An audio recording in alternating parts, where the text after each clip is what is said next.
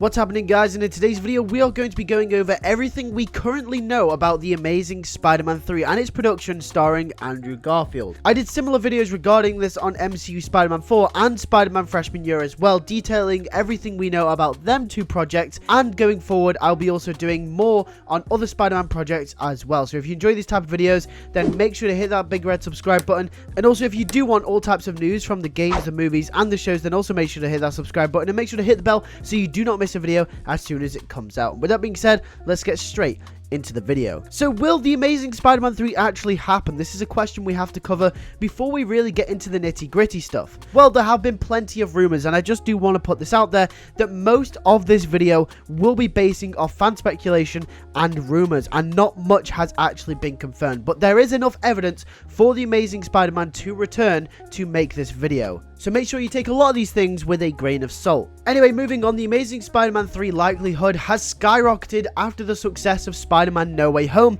and fans reacting in a very positive way to Andrew Garfield's Spider-Man in that film. And after the film's release, many people have asked Andrew Garfield if he was willing to return to the role, in which Andrew Garfield has come out and publicly confirmed that if the role is right and the story is right, then he'd be happy to return to the role since he loves Spider-Man so much. However, there is one caveat, because at the moment Andrew Garfield is actually on break right now, so whether Sony are willing to wait a few years for him to return to acting for another solo movie is up for debate. I think it's no question that we're going to see Andrew Garfield again as Spider-Man, but in a solo movie, I think there are some doubts. Since Marvel are going in the direction of doing the multiverse Secret Wars in the MCU, there is no doubt in my mind that Andrew Garfield and Tobey Maguire will probably return as Spider-Man in those movies as well. However, because that's further down the line, that'll probably be when Andrew Garfield is ready to come back to acting after his little break. However, right now, he is on break, and you'd really want to home in on that No Way Home hype and make the Amazing Spider-Man 3 as soon as possible. So whether Sony are waiting for that, we don't know. But that is everything that we know about the confirmation of the Amazing Spider-Man 3. However, if the Amazing Spider-Man 3 were to happen, what would the film actually look like? Well, we know the original TASM 3 would have featured Andrew Garfield returning as Spider-Man, and also Shailene Woodley as Mary Jane, and also the Sinister Six. Other characters would have returned like Aunt May, etc. And after the Sony email leak way back in the day, there was certain plot points pointing towards Emma Stone potentially returning as Gwen Stacy. How that would work, I have no idea, potentially even a clone, and also Captain Stacy coming back as well.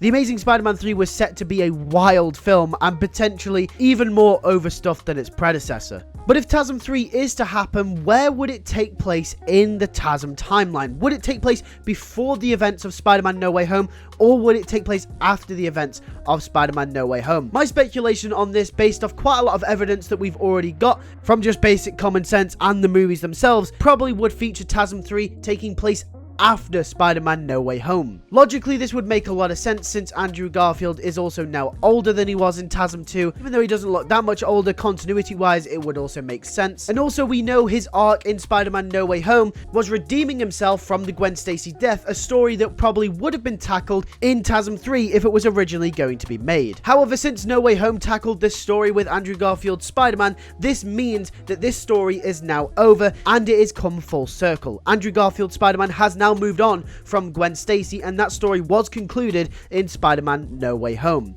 in which, in my opinion and many others' opinion, there would be no point retreading the steps that No Way Home took to redeem Andrew Garfield's character in TASM 3 if it was to take place before No Way Home, which means it would most likely have to take place after No Way Home, meaning it would be moving the story forward. And obviously, what perfect way to move the story forward than to feature Mary Jane Watson and introduce her in TASM 3. The Amazing Spider-Man 3 would most likely focus on the relationship with Mary Jane Watson, as No Way Home also confirmed to us that Peter hasn't met anyone after Gwen either. And also, with the story of Gwen, like I did say, being wrapped up in No Way Home, this would make perfect logical sense. However, let's go on to the villain of the film. If TASM 3 is to be made, who is the villain and what evidence do we have to any villains? As we know, the Sinister Six is being built up in the Venomverse at the moment, with Michael Keaton's Vulture traveling over to the Venomverse to meet Morbius. So the Sinister Six is most likely off the table if they aren't setting up that Sinister Six to fight Andrew Garfield's Spider-Man, that is. However, let's just assume that they're not, which completely takes them off the table. We also know that Venom will be off the table due to the same reasons as the Sinister Six, in the fact that Tom Hardy's Venom is in the Venomverse, and we also know that the symbiote has entered the MCU as well, so having 3 Venoms on the go would be oversaturating the character. The next option that springs to mind is Green Goblin, and we also still have a Green Goblin in the TASM universe as well,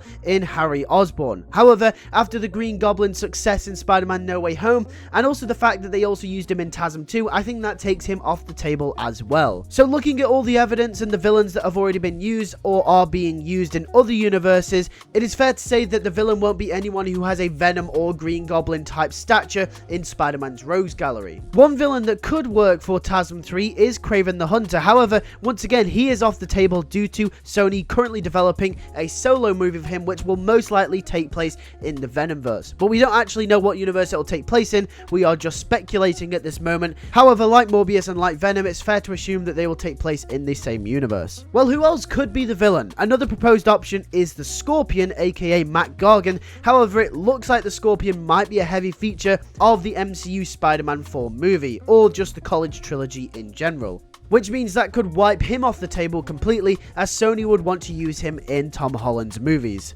If they wanted to go for a more grounded and dark, gritty story, they could go with someone like Sin Eater, who is a villain that could be utilized to adapt the Death of Jean DeWolf's storyline, a storyline that we haven't actually seen on the big screen yet, which would be really, really cool, and I think would fit the tonality of Andrew's universe pretty perfectly. However, he's not really a big-time villain that you can have cool action sequences with, so I think he's probably also off the table as well. I also think Doc Ock is another option. Although he was used in No Way Home and was in the Raimi trilogy, his character going forward in any of the franchises that Sony are developing right now seems to be vacant, so that could be a slot for Doc Ock to slip into if he was to be the villain of TASM 3. However, the villain of TASM 3 is a very convoluted one, since there are a lot of options that you could have, but there's also a lot of options that are restricted due to them appearing elsewhere in other Sony properties. And obviously you wouldn't want to have 2 of the same villains concurrent at the same time, which quite frankly would be quite boring, because, you know, give us another villain, and also it might get quite confusing between audiences, although the audiences are very aware that the multiverse is a thing at the moment. However, with that being said,